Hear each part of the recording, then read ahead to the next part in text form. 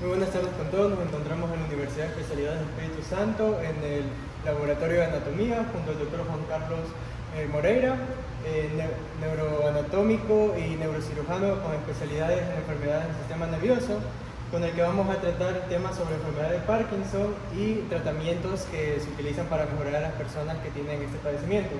Como es de conocimiento, se sabe que produce las personas tienen ciertas fallas en sus funciones motoras. Claro. ¿Podría decirnos cuáles son? Si hay una triada de síntomas, hay un montón de síntomas, pero los principales es que los pacientes se ponen lentos, eso le decimos bradicinesia. También existe un temblor, que usualmente es de reposo, y también hay rigidez en las extremidades. Esos son los tres síntomas cardinales. Pero pueden haber alteraciones de la olfacción, alteraciones de las funciones digestivas, de estreñimiento, por ejemplo, puede haber demencia, puede haber depresión. Entre las estructuras neuroanatómicas, podemos decir que son algunas las que se ven implicadas en el fallo. ¿Cuáles de estas serían? Principalmente las que producen dopamina. La estructura neuroanatómica más importante es la sustancia negra que se encuentra en el mesencéfalo. Entonces, una parte de la sustancia negra se encarga de la producción de dopamina, y es un neurotransmisor motor, que lo utilizan otros núcleos que al no tener la suficiente cantidad de dopamina comienzan a tener un funcionamiento anormal, lo cual provoca una alteración en los movimientos del paciente. A nivel mundial se dice que esta enfermedad afecta a las personas mayores y es la segunda enfermedad de mayor afección neurológica. ¿Esto afecta a qué porcentaje de la población y a qué personas en específico? Bueno, es la segunda más importante de las enfermedades neurodegenerativas. La primera es Alzheimer. Pero más importante es que existe una población que tiene factores de riesgo como alteraciones genéticas o heredofamiliares. También pueden haber enfermedades de Parkinson o más bien un síndrome parkinsoniano por algunas otras enfermedades adquiridas. ¿Qué porcentaje de la población mundial podría tener Parkinson? Dependiendo de la tasa de incidencia de prevalencia. Pero al tener la segunda, o al ser la segunda más importante, quiere decir que se cree que cada vez van a haber mayor cantidad de población con enfermedad de Parkinson, porque la población tiende a ver una mayor cantidad de gente adulto mayor hoy en día, o sea, la pirámide poblacional está cambiando. Entonces tenemos una base que antes era llena de una población pediátrica y un vértice con poca población pediátrica. O eso se está invirtiendo. Ahora la cantidad de población de adultos y de adultos mayor está aumentando y se predice que va a haber mayor cantidad porque hoy en día tenemos mayor número de años de sobrevida. Estamos teniendo sobrevida de más de 75 años en algunos países. Y además los estudios de neuroimagen están haciendo un diagnóstico temprano. Hay también cantidades de especialistas que hacen o ayudan a tener diagnósticos tempranos, mayor cantidad de neurólogos, neurocirujanos, psiquiatras que pueden diagnosticar tempranamente. Así que se cree que la tasa de incidencia y prevalencia van a aumentar. Sabemos que actualmente con el avance tecnológico hay nuevas formas de tratar esa enfermedad. En el caso de las medicinas, ¿podría explicar un poco de cómo funciona? Con los medicamentos, básicamente tenemos ya bastantes años en que se pudo hacer la dopamina sintética, que se llama levodopa, y eso cambió la forma de cambiar Parkinson. Antes no había tantas cosas. De por sí habían tratamientos invasivos que dejaban más daño que lo que podía provocar. Con el advenimiento de la dopamina sintética, la levodopa cambió. Tomabas el medicamento y el paciente mejoraba los síntomas. La enfermedad de Parkinson todavía sigue siendo incurable, pero los medicamentos hacen que puedas tratar la enfermedad y los síntomas.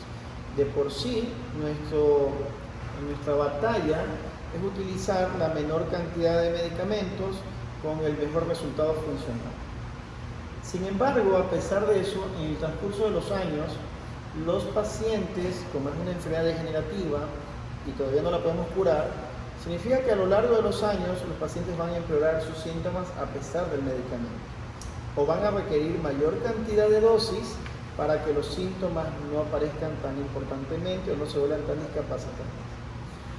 A lo largo de los años hemos visto que a pesar de los medicamentos la enfermedad terminará ganando, y por eso Existen otras terapéuticas, como la parte de estimuladores cerebrales que se está usando, o lesiones en algunos núcleos, como hoy en día se realiza radiofrecuencia, o algunas lesiones por medio de ultrasonido.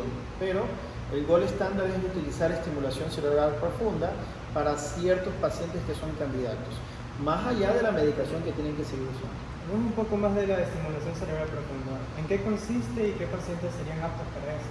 Bueno, hay varios blancos. Por ejemplo, está el globo pálido interno, está un núcleo talámico que también se le puede colocar estimuladores, está el núcleo subtalámico, está el núcleo pedúnculo continuo. Entonces, estamos hablando ya de 4 núcleos que se pueden utilizar. Dependiendo de cuáles son los síntomas predominantes, se elige el blanco esterotáxico, donde se puede poner la estimulación cerebral profunda. Como existe una alteración de la dopamina, hay algunos núcleos que comienzan a estar hiperactivos o podrían estar hipoactivos. Lo que busca la estimulación cerebral profunda por medio de electricidad neurológica en esas neuronas es estimular esas neuronas para que comiencen a funcionar de la forma más normal posible. Eso hace que los síntomas disminuyan o desaparezcan por un periodo de tiempo, porque finalmente, como decimos, la enfermedad todavía sigue siendo incurable, pero podríamos paliar mucho mediante la estimulación cerebral profunda la cantidad de medicamentos que necesitan. O sea, poner un estimulador en la parte profunda de estos núcleos hace que los síntomas disminuyan y el paciente podría, en teoría, volver a hacer las cosas que no podía hacer por esta discapacidad motora que produce el Parkinson. Otro tratamiento que se menciona mucho es utilizar el ultrasonido focal de alta intensidad, IFU. ¿En qué más o menos consisten los pros y los contras? Sí, las siglas en IFU, que realmente son siglas en inglés, HIFU le dicen en Estados Unidos, utiliza una lesión por medio de ultrasonido y radiofrecuencia de forma exacta en ciertos núcleos, incluso en estos núcleos que hemos mencionado. Lastimosamente sigue siendo una lesión y no una estimulación profunda, eso hay que aclarar. El HIFU, que finalmente no necesita un agujero en el cráneo ni colocar un estimulador atravesando una buena parte del cerebro, esto lo hace por medio de ondas de ultrasonido dirigidas y por medio de resonancia magnética, pero sigue siendo una lesión. O sea, va a provocar un daño en un núcleo que estaba hiperfuncionando por la enfermedad, que es irreversible. Entonces, realmente estamos ante una nueva tecnología que la verdad es muy, muy interesante porque no es invasivo, pero sigue siendo lesionectomía. Claro, hay algunos pacientes que lo necesitan porque, por ejemplo, en una cirugía de estas el paciente tiene que estar despierto, tiene que estarse estimulando, o algunos no son candidatos para este tipo de cirugía porque son claustrofóbicos o porque no pueden recibir anestesia local o no sé, alguna situación que contraindique la colocación de estimuladores cerebrales. Se puede hacer HIFU o se puede hacer lesión por radiofrecuencia, que es lo que se hacía años anteriores. Finalmente lo que buscamos es mejorar al paciente. Hay pacientes que son candidatos para, por ejemplo, estimulación cerebral profunda, otros para lesión, ya sea por HIFU o ya sea por radiofrecuencia, y otros a ninguno de ellos y solamente medicamentos.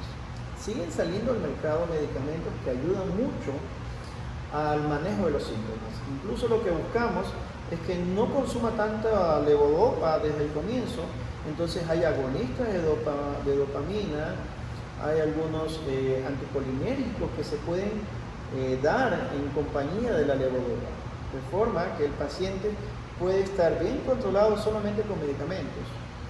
Y algo importante, algunos pacientes empiezan a tener Parkinson de forma temprana.